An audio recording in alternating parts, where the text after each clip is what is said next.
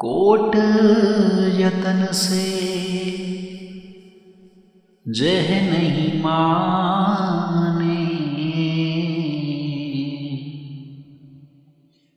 धुन सुनकर मन समझाई।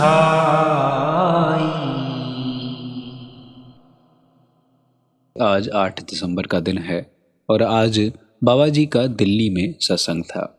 इस सत्संग में बहुत संगत आई हुई थी और काफ़ी समय तक सड़कों पर जाम लगा रहा। और इस सत्संग में बाबा जी ने 1 घंटे से ऊपर अपने प्यारे वचन फरमाए और सत्संग में वाणी ली गई तुलसी जी महाराज की, जो थी दिल का हुजरा साफ कर जाना के आने के लिए।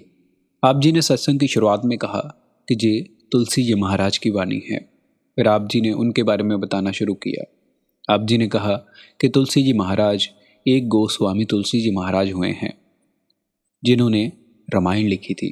फिर आप जी ने बताया कि एक तुलसी जी वो हुए हैं जो हाथरस वाले हैं। फिर आप जी ने फरमाया कि ये जो गज़ल है ये तुलसी जी महाराज ने शेख तकी को समझाने के लिए रची थी। फिर आप जी ने फरमाया कि जब शेख तकी हज की यात्रा करके अपने घर वापस जा रहा था तो उसने रास्ते में अपना खेमा तुलसी जी साहिब के डेरे के पास लगा लिया जहाँ पर उनका मिलाप हुआ। फिर आप जी ने फरमाया कि देखो, तुलसी जी महाराज एक हिंदू घराने से संबंध रखते हैं और शेख तकी एक मुसलमान घराने से संबंध रखता है, जहाँ पर तुलसी जी महाराज ने शेख तकी का धर्म परिवर्तन करने की कोशिश नहीं की, पर हमने अपने आप को अलग अलग धर्मों में बांट रखा है। देखो, इस दुनिया में अलग अलग समय में अलग अलग संत महात्माएं हैं। किसी ने ये नहीं फरमाया 2 रब हैं या फिर 3 हैं। सब ने यही बात की है कि परमात्मा एक है, पर हम अलग अलग धर्मों में अलग अलग जातियों में बटे हुए हैं और हमने धर्म को ही मजहब मानकर रख लिया है। बाबा जी ने फरमाया कि देखो, जो धर्म है वो हमारी एक जिम्मेवारी है, हमारा एक कर्तव्य है। फिर आप जी ने एक बच्चे की उदाहरण देते हुए समझाने की कोशिश की। आप जी ने फरमाया कि मान लो एक बच्चा किसी सब्जेक्ट में कमज़ोर है और घर वाले उसकी ट्यूशन रखा देते हैं और वो बच्चा उस सिर्फ एक सब्जेक्ट के ऊपर ध्यान दे, बाकी सब्जेक्टों को पढ़ना बंद कर दे, क्या ऐसे वो पास हो जाएगा? आप जी ने आगे फरमाया कि देखो, हम सब की सोच अलग अलग है और हम सब देशों की अलग अलग सभ्यता है। इसलिए आप जी ने कुछ बाहरमुखी साधनों को हमारे सामने रखा, क्योंकि हम अंतर्मुख नहीं जा पाते थे, पर हमने उन बाहरमुखी साधनों को ही मुक्ति का साधन मान लिया। और बाबा जी ने फरमाया कि देखो, हम ये सोच लेते हैं कि सभी धर्मों के रास्ते अलग अलग हैं। बाबा जी ने इस पर आगे फरमाया कि रास्ते अलग अलग नहीं हैं, हमारी सोच अलग अलग है। बाबा जी ने कहा कि हमने परमार्थ को एक तमाशा बनाकर रख दिया है, हमें जी कार्रवाई का साधन लगता है। बाबा जी ने कहा कि हमें सत्संग को सत्संग बनाकर रखना चाहिए। और बाबा जी ने आगे गज़ल की ओर बढ़ते हुए ये फरमाया कि देखो, अगर कहीं पर कुत्ता भी बैठता है तो वो अपनी पूंछ मार कर उस जगह को साफ कर कर बैठता है, और हम जहाँ पर उस कुल परमात्मा को बिठाना चाहते हैं, क्या वो उस जगह साफ सुथरी है? और बाबा जी ने आगे फरमाया कि देखो, उस कुल मालिक के बैठने का असल साधन, असल स्थान जे हमारा शरीर है। हम गुरबाणी में सुनते हैं, हर मंदिर ये शरीर है संतो। उस मालिक का हर मंदिर जे शरीर है। हम मंदिर किसे कहते हैं? मन के अंतर, मन के अंदर उसे मंदिर कहा जाता है। और हरि मंदिर ये शरीर है, जहाँ पर उस कुल परमात्मा ने विराजमान होना है। और अब हमें ये ख्याल करने की ज़रूरत है कि ये हरि मंदिर साफ सुथरा है, उस कुल मालिक के बैठने के लायक है। फिर बाबा जी ने गज़ल की तुक पढ़ते हुए कहा कि दिल का हुजरा साफ कर जाना के आने के लिए। बाबा जी ने कहा कि जाना जहाँ पर उस कुल मालिक को कहा गया है, और दिल का हुजरा हमारे दिल का हिस्सा, दिल का कोना, जिसे साफ करने की हिदायत दी गई है।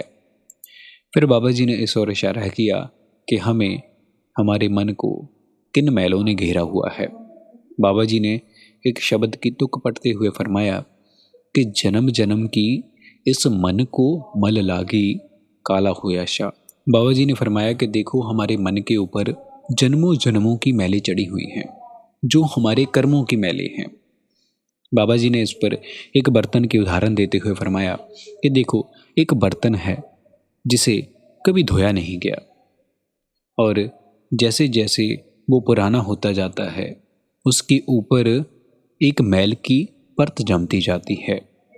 फिर वो परत इतनी गहरी हो जाती है जिससे बर्तन की पहचान करनी मुश्किल हो जाती है।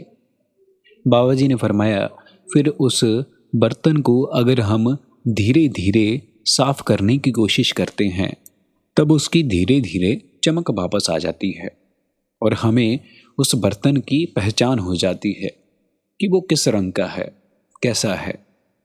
ऐसे ही हमारा मन है जिसके ऊपर जन्मों जन्मों की मैलें चढ़ी हुई हैं। गुरबानी में हमारे मन के बारे में लिखा गया है, मन तू जोत स्वरूप है अपना मूल पहचान। फरमाया गया है कि जो मन जोत का एक रूप है, पर इस अवस्था में हमारे मन को इसकी असल पहचान नहीं है। अभी ये अपने आप को इस माया का हिस्सा समझता है और माया के रसों कसों में फंसकर अपने आप को मलिन कर रहा है। फिर बाबा जी ने ये फरमाया कि हम इस मैले हुए अपने मन को कैसे साफ कर सकते हैं। बाबा जी ने फरमाया कि देखो अगर कोई कपड़ा गंदा हो जाए तब उसे हम साबुन के साथ धो लेते हैं। इसी से संबंधित बाबा जी ने मन को साफ करने के लिए एक तुक सुनाई कि परिये मन पापा के संग वो तोपे नामे के रंग। फरमाया गया कि जो हमारा मन जन्मों जन्मों की मैलों से भरा हुआ है उसको हम नाम के जरिए साफ कर सकते हैं। और बाबा जी ने आगे फरमाया कि जब तक हम अपने आप को नाम के साथ नहीं जोड़ लेते, नाम में नहीं लवलीन कर लेते, तब तक हमारे कर्मों की मैलें खत्म नहीं हो सकती। इसी से संबंधित बाबा जी ने आगे एक शब्द की तुक पढ़ी कि गूढ़े रंग विच रंगते हो जी मैलियां ने साटियां रूहां। बाबा जी ने कहा कि अगर किसी कपड़े के ऊपर कोई गूढ़ा रंग का दाग लग जाए तब उस पर कोई और रंग नहीं चढ़ता। फिर उसे ललारी क्या करता है, उससे भी गूढ़ा रंग चाढ़ देता है जिसके कारण वो दाग छिप जाता है। और हमने भी ऐसे ही अपने आप को मालिक के रंग में रंगना है जिससे इस दुनिया की मोह मायों की लज्जतें और ये दुनियावी रंग फीके पड़ जाएं। और बाबा जी ने आगे फरमाया कि देखो हम अपना मालिक के नाम को पीछे रख देते हैं और दुनियावी कामकाज को आगे या फिर पहल देते हैं। बाबा जी ने कहा कि हम सोचते हैं कि मालिक का नाम हम अंत समय में ले लेंगे, बुढ़ापे में ले लेंगे, अभी तो सारी उम्र पड़ी है। बाबा जी ने कहा कि देखो भाई बुढ़ापा किसने देखा है, ये सब हमारी प्लानिंगें हैं कि आज नहीं कल कर लेंगे, बुढ़ापे में कर लेंगे।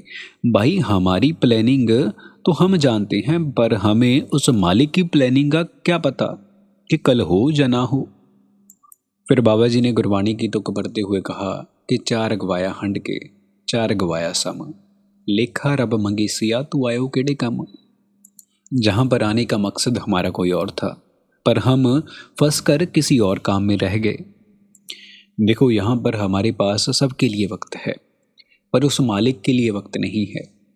आप जी ने फरमाया कि सब कुछ अपना एक राम पर आया कि ये दुनियादारी के काम सब अपने हैं पर वो मालिक अपना नहीं है जिसने हमारे साथ हर समय खड़ना है, हमारी पत रखनी है, हमें पार लंघाना है, वही राम पर आया है।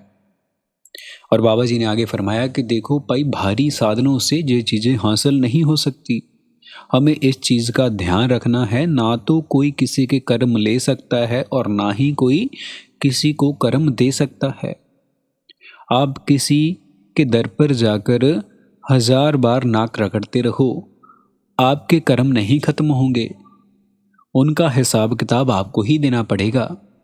बेशक वो कितना ही बड़ा बाबा क्यों ना हो, वो आपके कर्म नहीं उठा सकता। बाबा जी ने कहा कि देखो करनी आपो अपनी के नेड़े के दूर।